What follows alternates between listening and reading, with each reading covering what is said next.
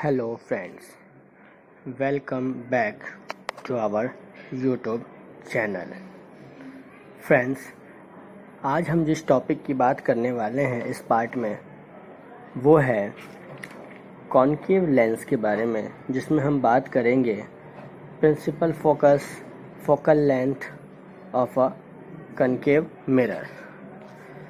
क्योंकि अभी हमें आगे एक कॉनकेव मिरर के ऊपर इमेजेस बनानी है और उससे पहले हमें इसका बेसिक्स पता होना चाहिए। अगर हमें ये बेसिक्स नहीं पता होगा तो हम इसे नहीं सीख पाएंगे। तो फ्रेंड्स, इस वीडियो को शुरू करने से पहले मैं आपको बताना चाहूँगा कि इसके पहले भी 5 पार्ट है, उसको आप जाके ज़रूर देखें ताकि आप इस सीरीज़ को कंप्लीट कर पाएँ। तो शुरू करते हैं friends.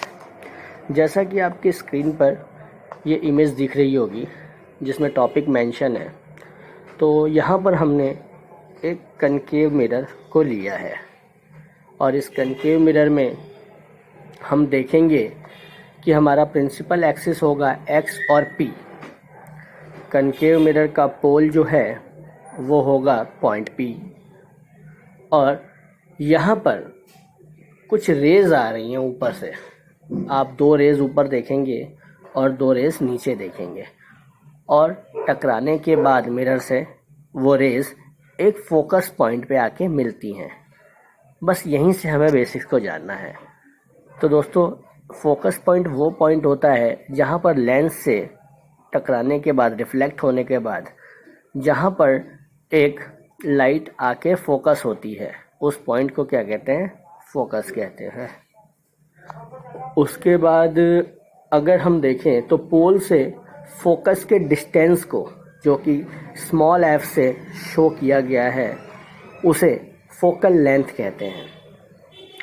C stands for centre of curvature और C से लेके P तक के डिस्टेंस को बेटा कहते हैं रेडियस ऑफ कर्वेचर। ये बातें आप जान गए और ये बातें इसलिए इम्पॉर्टेंट है कि आपको पहले बेसिक्स पता होने चाहिए, तब जाके आप इमेज को फॉर्म कर पाएंगे। अदरवाइज आप इमेज को फॉर्म नहीं कर पाएंगे। चलिए अब आगे बढ़ते हैं। ये सेकंड स्लाइड है। इसमें हम देखेंगे कि कॉनकेव मिरर जो है, जो कि M एंड M' है, इसमें हम पहले भी डिस्कस कर चुके हैं कि पोल से फोकस तक की दूरी को हम कहते हैं फोकल लेंथ, और फोकल लेंथ को हम छोटे एफ से शो करते हैं दोस्तों। और सेंटर ऑफ कर्वेचर से जो पोल तक का रेडियस होता है, जो पोल तक की दूरी होती है, उसे R से डिनोट करते हैं दोस्तों, और R को कहते हैं radius of curvature. Radius of curvature और रेडियस ऑफ कर्वेचर और फोकल लेंथ के बीच में एक रिलेशन होता है। इस रिलेशन का यूज होता है जब आप लोग न्यूमेरिकल सॉल्व करते हैं। न्यूमेरिकल सॉल्व करने के लिए आप कभी भी इस रिलेशन को नहीं भूल सकते। तो दोस्तों, जैसा कि आप देख सकते हो कि मैंने एक बॉक्स में आपको बताया कि focal length is equal to half of R, means R/2। अगर आप ऊपर डायग्राम को देखोगे तब भी आप यही देखोगे कि जो आपका रेडियस है उसकी तुलना में जो फोकल लेंथ है वो हाफ है। तो इसी हिसाब से इसकी जो रिलेशन हो गई वो हो गई F = R/2। ये तो हो गया F = R/2। लेकिन अगर R को जानना तो R कितना है तो आप जानते हो। अगर इसी रिलेशन को आप उल्टा कर दोगे, R निकालोगे, तो R आ जाएगा R = 2F।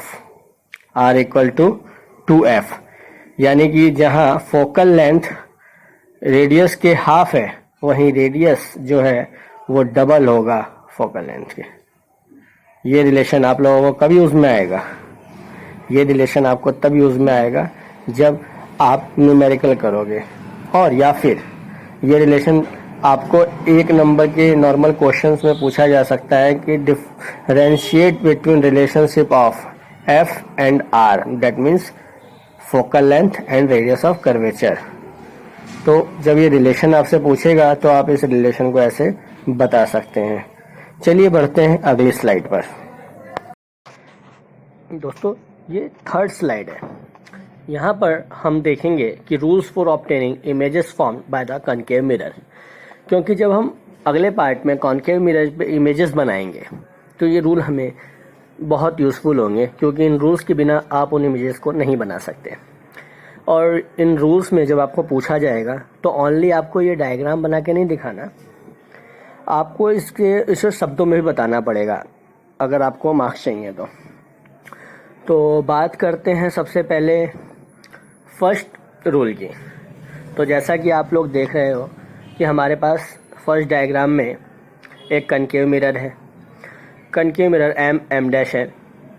इसमें हमारा जो पॉइंट्स हम पढ़ चुके हैं कि पी को पोल कहते हैं, फोकस को एफ कहते हैं, सेंटर ऑफ कर्वेचर को सी कहते हैं, वो सारे पॉइंट्स आपके सामने हैं।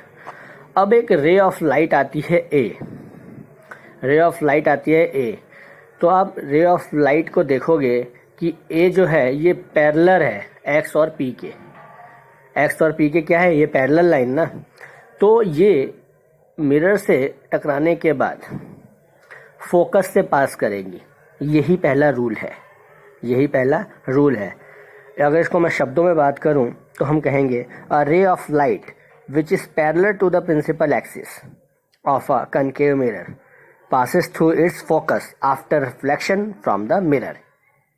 यानी मिरर से रिफ्लेक्शन करने के बाद कोई भी पैरेलल रे जो आ रही हो पैरेलल एक्सिस के पास, जो कि आ रही हो पैरेलल एक्सिस के पास, जो कि एक्स पी है, वो रिफ्लेक्शन के बाद, मिरर से रिफ्लेक्शन के बाद कहाँ पास करेगी, फोकस से पास करेगी।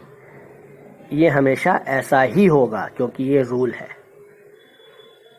सेकंड अगर बात करें हम लोग तो हम देखेंगे कि यहाँ पर सेकंड रूल आता है। फिर वही कॉनकेव मिरर है, हमेशा वही रहेगा क्योंकि हम यहाँ पर कॉनकेव मिरर की ही बात कर रहे हैं। लेकिन इस बार जो रे ऑफ लाइट है जो कि ए और ई है वो पैरेलल नहीं आ रही, वो फोकस से पास कर रही है। तो फर्स्ट डायग्राम और सेकंड डायग्राम एक्चुअली में अपोजिट ही हैं और कुछ नहीं है। जब पैरेलल आ रही थी तो फोकस से पास हो रही थी, अब देखिए फोकस से आ रही है तो पैरेलल पास होगी, और यही है सेकंड रूल। अगर बात करें इसे हम शब्दों में लेने की तो होगा a ray of light passing through the centre of curvature. I am so sorry दोस्तों, मैं गलत डेफिनेशन दे गया। A ray of light passing through the focus of a concave mirror becomes parallel to the principal axis after reflection. ध्यान से सुनिएगा दोबारा। A ray of light passing through the focus of a concave mirror becomes parallel to the parallel axis after reflection। ये है हमारा second rule. अगर बात करें थर्ड रूल की तो थर्ड रूल में हम देखेंगे कि एक रे ऑफ लाइट इस बार कहाँ से पास हो रही है, इस बार पास हो रही है सेंटर ऑफ कर्वेचर से।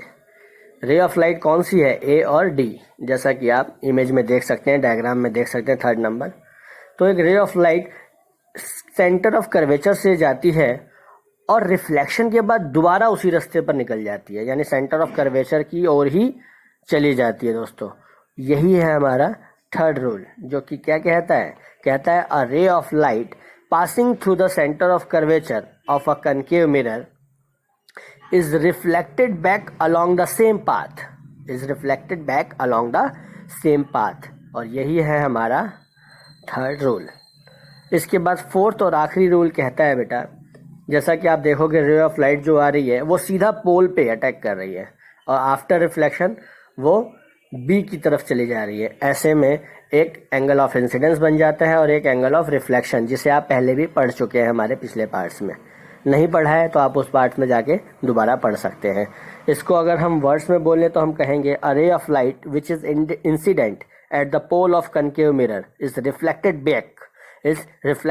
Back making the same angle with the principal axis.